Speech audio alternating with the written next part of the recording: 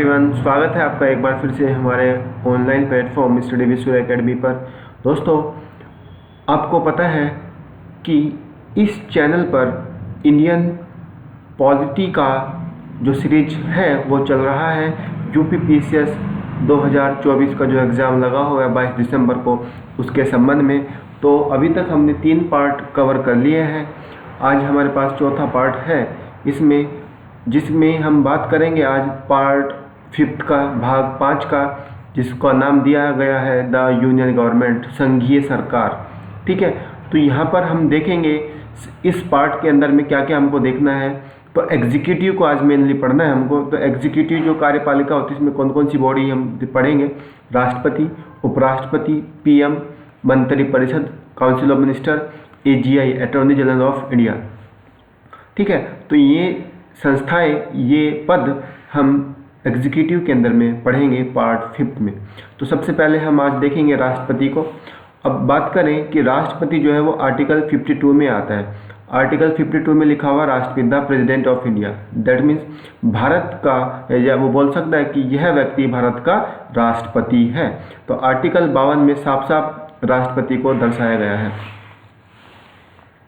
Article 53 इसमें आता है कि जो भारत के राष्ट्रपति हैं वो हेड ऑफ एग्जीक्यूटिव होंगे और हेड ऑफ स्टेट भी उनको बोला जाता है। दैट मीन्स कार्यपालिका का प्रमुख कौन होता है? भारत का राष्ट्रपति कार्यपालिका का प्रमुख होता है। जितने भी फैसले भारत की एग्जीक्यूटिव लेती है उन सब का भारत के राष्ट्रपति के नाम से संबोधन लिया जाता है या किया जाता है। ठीक है, और यहाँ पर हम 2 तरीके से बात करेंगे कि जो हेड ऑफ गवर्नमेंट होता है, हेड ऑफ गवर्नमेंट वो हमेशा पीएम होंगे, और जो हेड ऑफ स्टेट होगा, राज्यों का प्रमुख होगा, वो हमेशा राष्ट्रपति होंगे। ये थोड़ा फैक्ट याद रखिएगा, अक्सर क्वेश्चन पूछ लिया जाता है। दूसरा आर्टिकल 54 इसमें आता है राष्ट्रपति का चुनाव। राष्ट्रपति का चुनाव कैसे होगा उसको एक प्रोसेस के दौरान हम देखेंगे।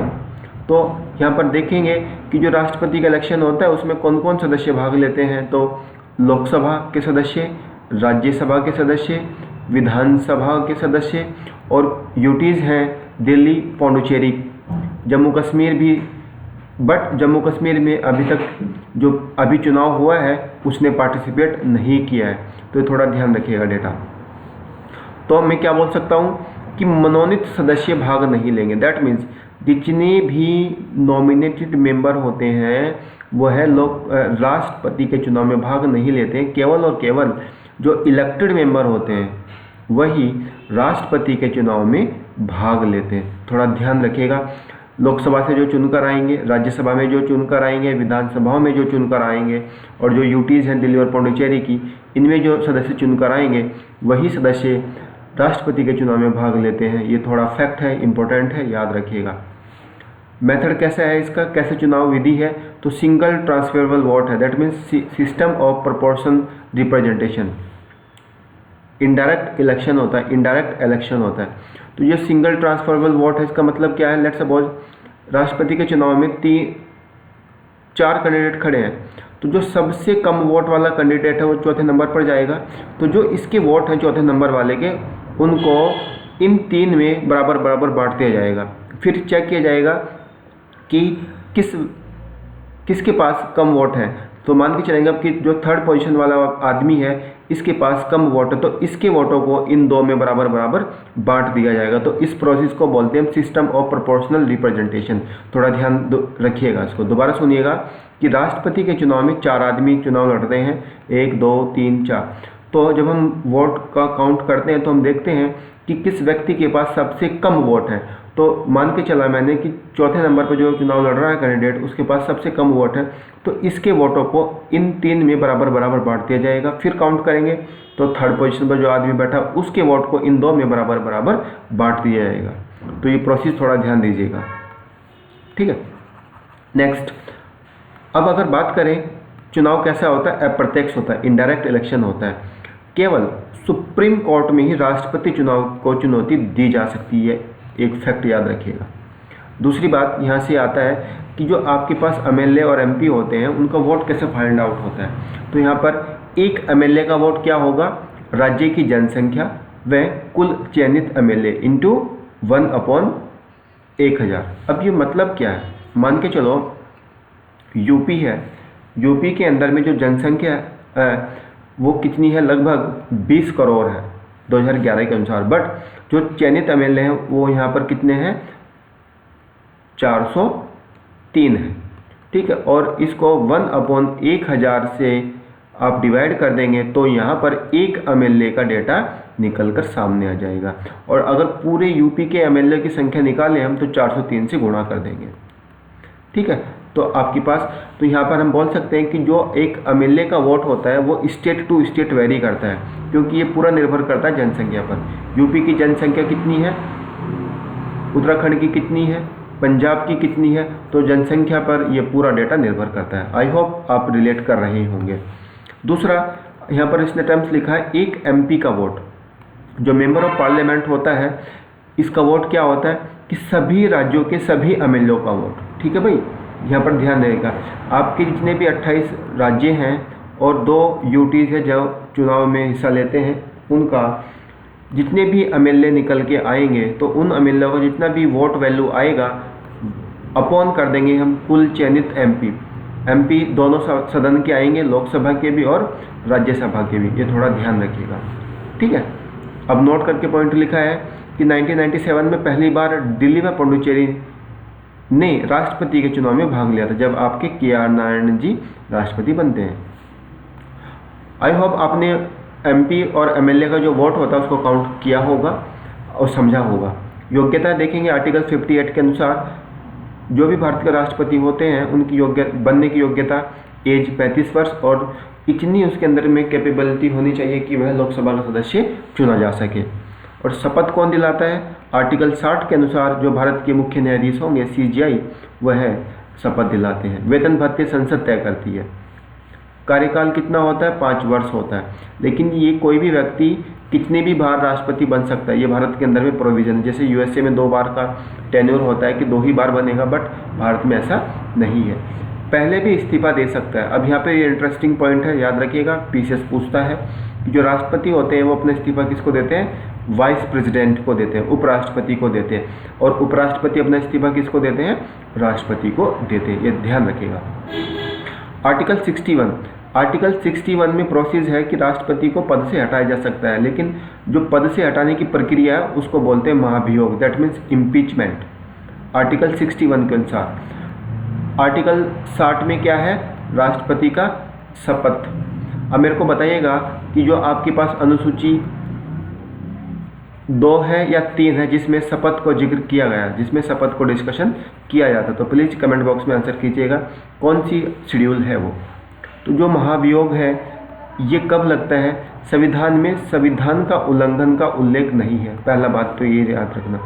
Violation of constitution is not defined the constitution of India. अब महाभियोग किसी भी सदन में लाया जा सकता है, लोकसभा आइदर राज्यसभा।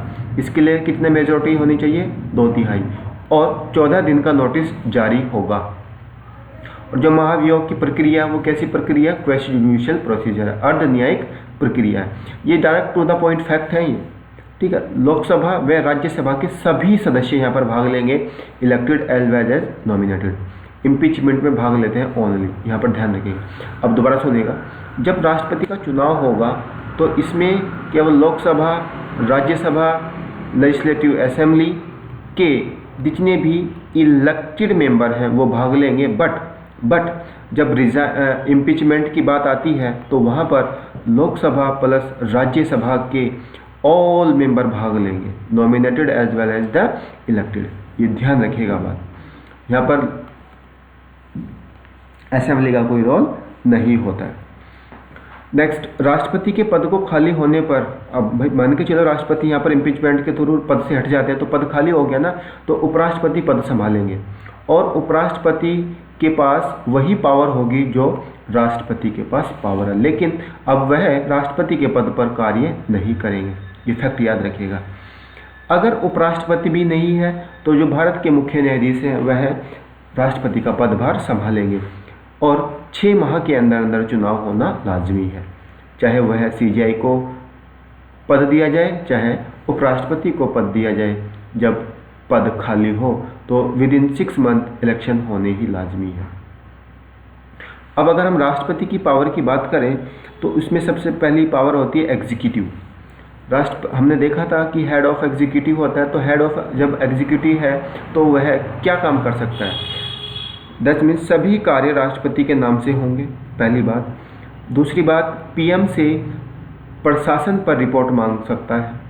यूटीज जो यूनियन टेरिटरीज होती हैं उसमें अपना प्रतिनिधि भेजती है या भेजता है राष्ट्रपति, आर्टिकल 239 के तहत, ठीक है, जो प्रशासक होते हैं। किसी भी क्षेत्र को शेड्यूल एरिया और ट्राइबल एरिया की घोषणा कर सकता है, वेरी इंपॉर्टेंट। यहाँ से क्वेश्चन बनता है कि कोई भी क्षेत्र शेड्यूल, अनुसूचित क्षेत्र और जनजातीय क्षेत्र घोषित किया जाता है तो राष्ट्रपति के द्वारा। अब नेक्स्ट इंपॉर्टेंट पावर है अपॉइंटमेंट को लेकर के। राष्ट्रपति किन किन पदों के व्यक्तियों को अपॉइंट करता है, तो प्रधानमंत्री को अपॉइंट करते हैं, मिनिस्टर को अपॉइंट करते हैं on the advice by PM. फिर अटॉर्नी जनरल ऑफ इंडिया को ये अपॉइंट करते हैं, यूपीएससी के चेयरमैन को अपॉइंट करते हैं, गवर्नर को अपॉइंट करते हैं, कैग को अपॉइंट करते हैं, फाइनेंस कमीशन को करते हैं, एससी एसटी ओबीसी कमीशन के जो हेड होते हैं, चेयरमैन होते हैं, उनको अपॉइंट करते हैं। और इंटर स्टेट काउंसिल जो आर्टिकल 263 में मेंशन है उसको ये सरकारी कमीशन के अनुसार गठित करते हैं, ये ध्यान रखिएगा। आर्टिकल 263 पर इंटर स्टेट काउंसिल आती है, ये एक संवैधानिक संस्था है क्योंकि आर्टिकल में ये मेंशन की गई है। आई होप यहाँ तक आप रिलेट कर रहे होंगे, तो प्लीज़ जल्दी से वीडियो को लाइक कीजिएगा, शेयर कीजिएगा, सब्सक्राइब कीजिएगा और अपने दोस्तों तक ज़रूर फैलाइएगा। नेक्स्ट, लेजिस्लेटिव पावर, जो विधायिका पावर होती है उसको देखेंगे। संसद को समन जारी करता है और संसद को भंग भी कर सकता है, ये उसकी विधायिकी शक्ति है। और जॉइंट सिटिंग को बुलाता है राष्ट्रपति आर्टिकल 108 के अनुसार। कब? जब सामान्य बिल पर बातचीत नहीं बन रही है, केवल और केवल ऑर्डिनरी बिल पर ही आर्टिकल 108 का इस्तेमाल करके राष्ट्रपति जॉइंट सिटिंग को बुलाते हैं। और इस जॉइंट सिटिंग की जो अध्यक्षता होगी वो लोकसभा स्पीकर करते हैं आर्टिकल 118 के अनुसार। दोनों आर्टिकल मस्ट हैं, कौन किसको बुला रहा है, कौन किसको चेयर कर रहा है, ये ध्यान रखिएगा। दूसरी विधायिकी शक्ति है कि संसद को 2 अवसर पर संबोधित करते हैं। कब? जब सत्र का पहला दिन होता है, दैट मीन्स वर्ष के पहले बजट का पहला दिन, या नई लोकसभा जब चुनकर आए।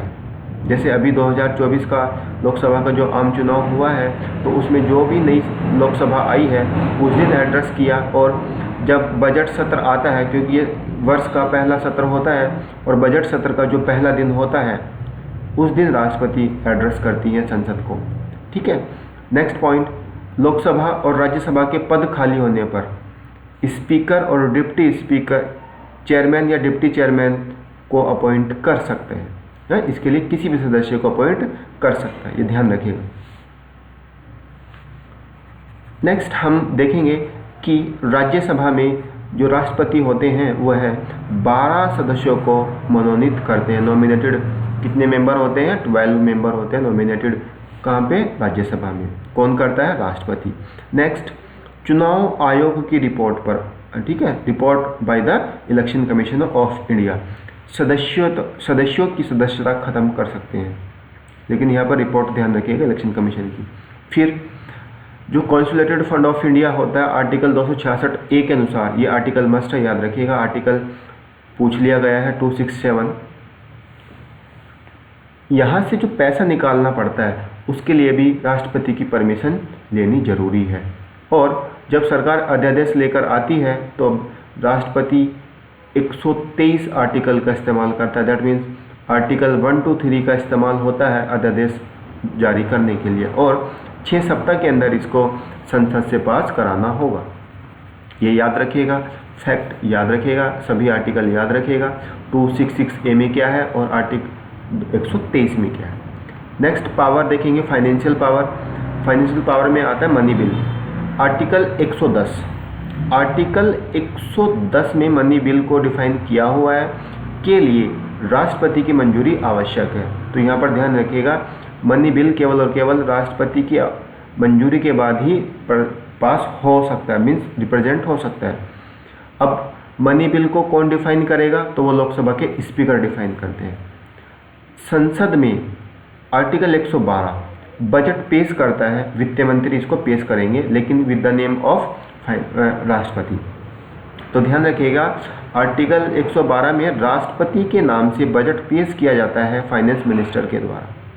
ये थोड़ा फैक्ट इम्पोर्टेंट है आपके लिए, ये याद रखिएगा। और नेक्स्ट जो फाइनेंशियल पावर है वो क्या है कि जो कॉन्टीजेंसी फंड होता है, आर्टिकल 267, ये इंपॉर्टेंट है, एक बार PYQ पूछा होगा यूपी में। कॉन्टीजेंसी फंड को मेंटेन करता है, लेकिन मेंटेन कौन करता है? राष्ट्रपति के बिहाफ पर जो फाइनेंस सेक्रेटरी होते हैं, वित्त सचिव होते हैं, वो राष्ट्रपति के बिहाफ पर इस फंड को मेंटेन करते हैं।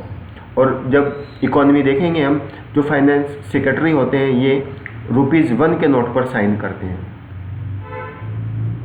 नेक्स्ट जुडिशियल पावर देखें अगर, तो जुडिशियल पावर में राष्ट्रपति के पास पावर है कि वह भारत के चीफ जस्टिस ऑफ इंडिया और अदर जज को अपॉइंट करेंगे। हाई कोर्ट के जज को भी वो अपॉइंट करते हैं, थोड़ा ध्यान रखिएगा यहाँ पर। जितने भी जजेस होते हैं supreme court as well as high court, उनको अपॉइंट करते हैं भारत के राष्ट्रपति। अब यहाँ पर आर्टिकल 72 के अनुसार इसके राष्ट्रपति के पास पार्डन पावर भी है, दया याचिका भी वो कर सकते हैं। तो आर्टिकल 72 में किस तरह की दया याचिका है? फर्स्ट है पार्डन, पार्डन का मतलब होता है कम्प्लीटली एब्जॉल्व, बिल्कुल खत्म।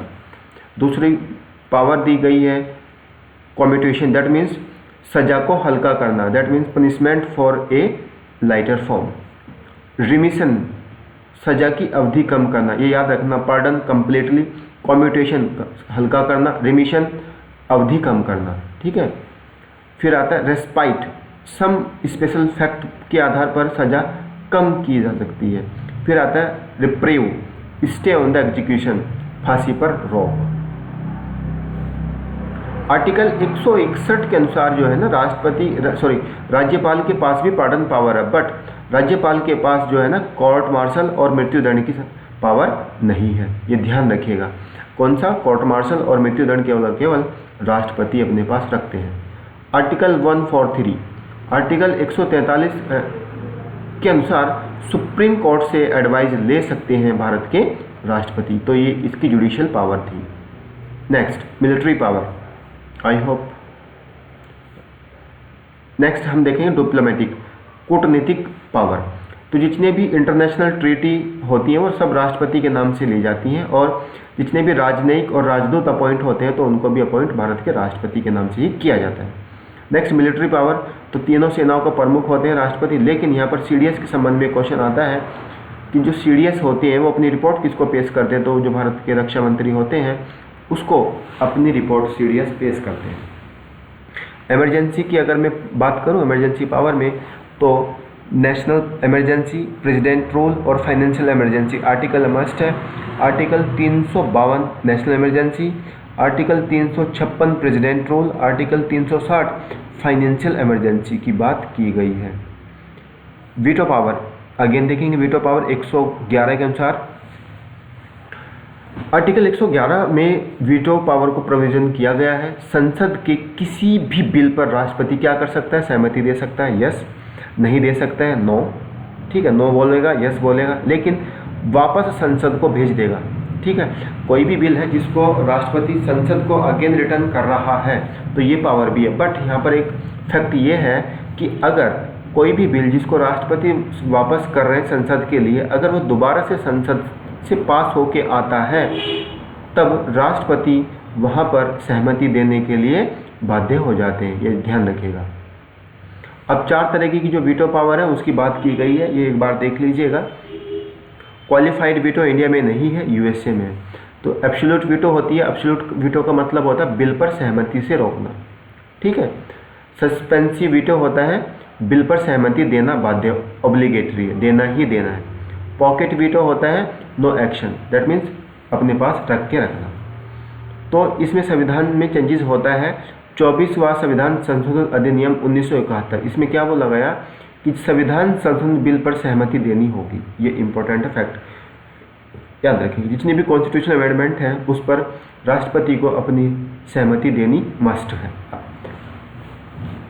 जो 24 कॉन्स्टिट्यूशनल अमेंडमेंट 1971 है उसके आधार पर ये बात कही गई। राष्ट्रपति कैबिनेट की सलाह पर कार्य करता है, ये आपको पता है, ये इंपॉर्टेंट फैक्ट है। इसलिए राष्ट्रपति को केवल सील एज लाइक सील बोल दिया जाता है, ठीक है, स्टाम्प रबर एज लाइक। तो ये जो 42वां संविधान संशोधन अधिनियम 1976 है, 76 है, उसमें कैबिनेट की जो सलाह आएगी उस पर बाउंड कर दिया गया था कि जो भी फैसला कैबिनेट लेगी वह राष्ट्रपति को मानना ही पड़ेगा। बट जो 44वां संविधान संशोधन 1978 होता है उसमें इस प्रोविजन को हटाया गया कि बाउंड नहीं है, ठीक है, बाध्य नहीं है। अब कुछ राष्ट्रपति के पास विवेकीय शक्ति होती है, डिस्क्रिशन पावर होती है, उनको वह कभी कभी इस्तेमाल करता है। अब वो पावर कौन सी होती है जो संविधान के द्वारा नहीं दी गई? कौन कौन सी संविधान के द्वारा शक्ति नहीं दी गई है? पहला है कि अगर कोई भी नेता या कोई भी पार्टी सरकार न बना रही हो तब अधिक सदस्यों वाले दल के नेता को पीएम बनाना, ठीक है। मान के चलो अभी चुनाव होता है, न तो बीजेपी मेजोरिटी में आती है, न ही कांग्रेस मेजोरिटी में आती है, न कोई अदर पार्टी मेजोरिटी में आती है, तो तब राष्ट्रपति किसी भी पार्टी को जिसके सबसे ज़्यादा एमपी चुनकर आए हैं उसको न्योता देगी कि भाई ये आई और सरकार बनाए। दूसरा जो इसका डिस्कशन पावर है तो वह है मंत्रिपरिषद को भंग करना।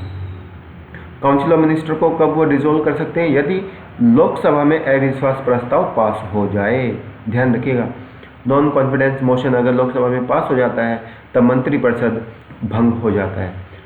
तीसरा पावर रहेगा कि अगर मंत्रिपरिषद बहुमत खो दे अपना तो लोकसभा भंग कर सकता है राष्ट्रपति, ठीक है।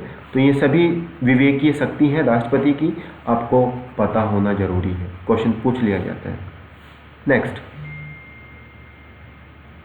ये अभी तक हमारे पास जितने भी राष्ट्रपति हुए हैं 14 हैं, उनको मैंने लिस्टिंग दिया है। यहाँ से कभी कभी वो क्वेश्चन पूछ लेता है तो इनको एक बार लिस्ट कर लेना, वीडियो को पॉज कर करके आप इसको पढ़ लीजिएगा। नेक्स्ट, अब हम बात करेंगे वाइस प्रेसिडेंट की, उपराष्ट्रपति।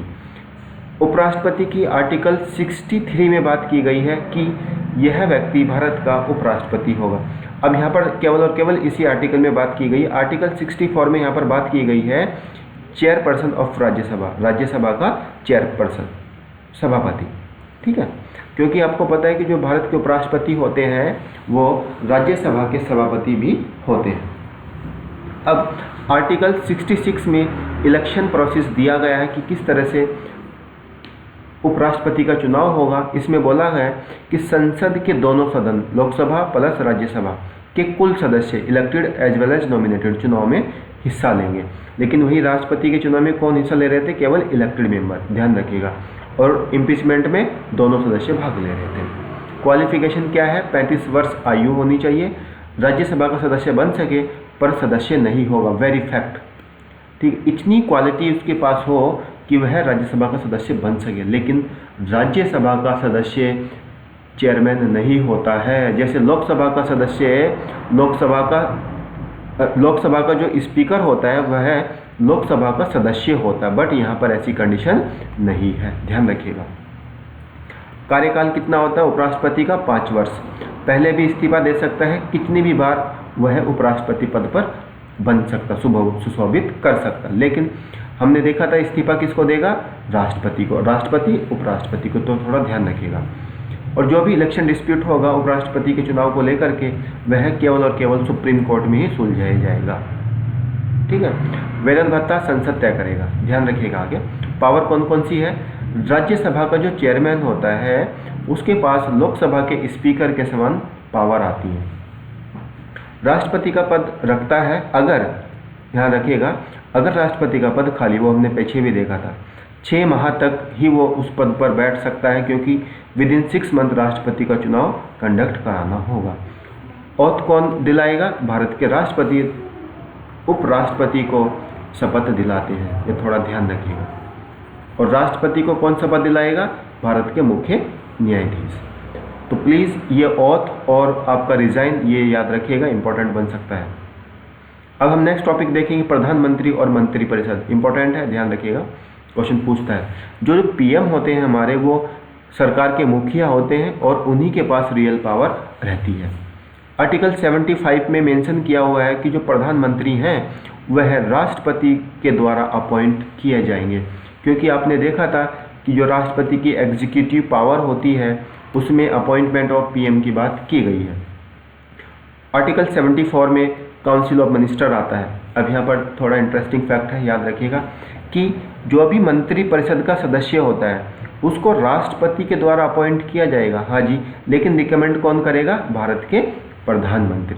ठीक है, भारत की प्रधानमंत्री की सलाह पर ही मंत्रिपरिषद के प्रत्येक सदस्य को राष्ट्रपति अपॉइंट करता है।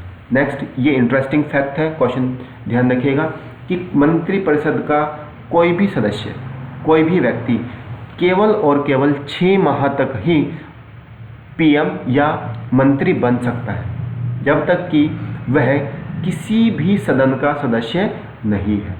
तो इसका मतलब क्या हुआ कि 6 माह के अंदर अंदर उसको चुनाव जीतकर आना पड़ेगा, किसी भी हाउस का सदस्य बनना पड़ेगा। अगर वह किसी भी हाउस का सदस्य नहीं बन पाता है तब वह अपने पद से इस्तीफा दे देगा। इसका मतलब वह मंत्रिपरिषद का फिर अंग नहीं होगा। ये ध्यान रखिएगा आप फैक्ट। 6 माह ड्यूरेशन है, 6 माह में ही राष्ट्रपति उपराष्ट्रपति के पद खाली होने पर चुनाव होता है। ठीक है, जो आपके पास मंत्रिपरिषद होता है काउंसिल ऑफ मिनिस्टर, उसके प्रमुख भारत के प्रधानमंत्री होते हैं। ठीक, भारत में 3 प्रकार का मंत्रिपरिषद के मंत्री बैठते हैं। कौन कौन से मंत्री होते हैं? फर्स्ट होता है कैबिनेट मंत्री, दूसरा होता है स्टेट मंत्री, राज्य मंत्री, और तीसरा होते हैं आपके स्वतंत्र प्रभार। ठीक है, जिसको इंडिपेंडेंट चार्जेस बोला जाता है। इस पे तो यूपीएससी ने भी क्वेश्चन पूछा है कि 4 टाइप काउंसिल ऑफ मिनिस्टर, ठीक है, 3 types of minister in council of minister. अब जो मंत्रिपरिषद है, जो काउंसिल ऑफ मिनिस्टर है, उसमें मंत्रियों की जो संख्या वो फिक्स कर दी गई है 91 कॉन्स्टिट्यूशनल अमेंडमेंट 2003 के अनुसार। ये इंपॉर्टेंट है, याद रखिएगा। इसमें बोला गया कि जो लोकसभा के सदस्य हैं उनका 15% ही काउंसिल ऑफ मिनिस्टर ही हो सकता है। ठीक है, ध्यान रखिएगा, नंबर इंपॉर्टेंट है। 15% जो सदस्य होंगे वो मंत्रिपरिषद के सदस्य होंगे, और वो 15% किसके होंगे? Total seats of Lok Sabha. तो ये आप याद रखिएगा। आई होप यहाँ तक आप रिलेट कर रहे होंगे चीज़ों को, कैसे चल रहा है। वीडियो अच्छा लग रहा है तो प्लीज़ लाइक कीजिएगा, चैनल को सब्सक्राइब कीजिएगा, क्योंकि ये बहुत अच्छी तरीके से पॉलिटी चल रही है, टू द पॉइंट बात हो रही है, क्योंकि आपका एग्ज़ाम जो है बहुत नज़दीक है। अब हमारे पास उतना समय नहीं है, टू द पॉइंट हम बात करेंगे। मैं अब बहुत ही जल्द, हो सकता है कल, आपके सामने जो 20 दिन अब आपके बचेंगे लगभग, उसकी क्या स्ट्रेटजी होनी चाहिए उस पर भी मैं बात करूँगा। नेक्स्ट, जो मंत्रिपरिषद होते हैं, ठीक है, काउंसिल ऑफ मिनिस्टर जो होगा वह केवल और केवल लोकसभा पर निर्भर होता है, क्योंकि लोकसभा का मतलब होता है लोगों के द्वारा चुनी गई संस्था। ठीक है, और मंत्रिपरिषद हमारे देश का प्रोविजन क्या है? Democratic Republic system. ठीक है, तो ये प्रोविजन इंपॉर्टेंट है, पूछा जाता है कि मंत्रिपरिषद किस पर निर्भर होते हैं। अगर पीएम इस्तीफा दे देता है तो मंत्रिपरिषद ऑटोमेटिकली भंग हो जाएगा, क्योंकि जो प्रमुख है सरकार के वही इस्तीफा दे रहे हैं, तो फिर सरकार ही क्या रहेगी। तो सिंपल, जो प्रत्येक every minister depend on the, किस पर निर्भर होते हैं? राष्ट्रपति पर निर्भर होते हैं। आर्टिकल 78 में प्रधानमंत्री की ड्यूटी को डिफाइन किया गया है, जैसे कि जो राष्ट्रपति हैं वह मंत्रिपरिषद में कैबिनेट की मीटिंग के बारे में पूछ सकते हैं भारत के प्रधानमंत्री से। दूसरा, मंत्रिपरिषद केवल एक बार article 352, only and only article 352 में संविधान के अंदर लिखित किया गया है। ये ध्यान रखिएगा कि भारत के संविधान में केवल और केवल जो काउंसिल ऑफ मिनिस्टर है वह एक ही बार आर्टिकल 352 में मेंशन किया हुआ है। तो आपने प्रधानमंत्री और मंत्रिपरिषद को पढ़ा और इससे किस तरह के क्वेश्चन बनते हैं उनको देखा। नेक्स्ट हमारे पास आती है कैबिनेट कमेटी। तो हमारे पास 6 कैबिनेट कमेटी होती हैं। पहली कमेटी होती है cabinet committee on political affair, ये स्ट्रॉन्ग कमेटी होती है। दूसरी, cabinet committee on economic affair. तीसरी कमेटी होती है appointment committee of the cabinet, appointment committee of the cabinet. इन तीनों के जो प्रमुख होते हैं वह भारत के प्रधानमंत्री होते हैं। ध्यान रखिएगा, PM is the head of 3। Next, cabinet committee on security. Next आपके पास आती है cabinet committee on parliamentary affair. Important, parliamentary affair, इसके जो हेड होते हैं वो भारत के रक्षा मंत्री होते हैं। Next, cabinet committee on accommodation, इसके जो हेड होते हैं वो भारत के जो गृह मंत्री होते हैं वो होते हैं। आई होप यहाँ तक आप रिलेट कर रहे हैं। तो प्लीज़ अच्छे से वीडियो सुनिएगा, अच्छे से तैयार करिएगा, क्योंकि यहाँ से आपको नंबर ऑफ क्वेश्चन देखने को मिलेंगे। कौन किसको अपॉइंट कर रहा है, क्या एज है, कौन किसको रिजाइन कर रहा है, ठीक है, राष्ट्रपति के पास क्या पावर है, राष्ट्रपति का चुनाव कैसे होता है, कैसे इम्पीचमेंट आता है, कितने दिन का नोटिस दिया जाता है, मंत्रिपरिषद के सदस्य कितने होते हैं, कौन से एक्ट के अनुसार आया ये प्रोविज़न, ठीक है, कितने नंबर ऑफ डेटा होते हैं, हेड कौन होता है सरकार का, स्टेट का हेड कौन होता है। आपने ये सब जानने की कोशिश की। भारत के जो राष्ट्रपति होते हैं उनका चुनाव कैसे होता है, डायरेक्ट होता है, इनडायरेक्ट होता है, सिंगल प्रोपोर्शनल रिप्रेजेंटेशन होता है, ठीक है। आई होप आपने ये सब कुछ इंजॉय किया है, क्योंकि यही फाइनल आपसे यूपीपीसीएस 22 दिसंबर 2024 में पूछने वाला है। आप प्लीज़ पिछले 20 साल के पॉलिटी के जितने भी PYQs हैं, अगर उसमें आप एग्जीक्यूटिव को पढ़ रहे हैं तो आपको हूबहू इसी तरह से क्वेश्चन देखने को मिलेंगे। आर्टिकल डायरेक्ट पूछ रहा है, प्रोविज़न पूछ रहा है, कौन किसको अपॉइंट कर रहा है वो पूछ रहा है। इससे ज़्यादा आपको दिमाग नहीं दौड़ाना है। ये जो मैंने कंटेंट आपको दिया है बिल्कुल ऑथेंटिक कंटेंट है, ठीक है, इस पर आप पूरी तरह से रिलाई हो सकते हैं। और बस इसके बाद आप अगर PYQs कर लें तो आपका अगर 20 क्वेश्चन पॉलिटी से आ रहे हैं तो 16 क्वेश्चन कहीं नहीं जाएंगे। ये ध्यान रखना, पॉलिटी में अगर आप क्वेश्चन गलत कर रहे हैं तो आप रेस से बाहर हो जा रहे हैं। करंट अफेयर, पॉलिटी और साइंस, ये 3 ऐसे सब्जेक्ट हैं, अगर आप इनको अच्छे से PYQs भी कर लें, ठीक है, current affair plus science plus polity, इन तीनों को अगर आप मान के चलें तो ये कम से कम 60 क्वेश्चन कैरी करते हैं, क्योंकि current affair approx 30 question, science 20 और पॉलिटी आपका लगभग 20, तो 70 क्वेश्चन कैरी कर रहे हैं। तो भाई थोड़ा स्ट्रॉन्ग होकर के इन वीडियोस को सुनिएगा। तो प्लीज़ चैनल को सब्सक्राइब कीजिएगा, शेयर कीजिएगा और इसको लाइक कीजिएगा। वीडियो देखने के लिए बहुत बहुत धन्यवाद। Thank you so much. खुश रहिए, मस्त रहिए, व्यस्त रहिए। जय हिंद, जय भारत।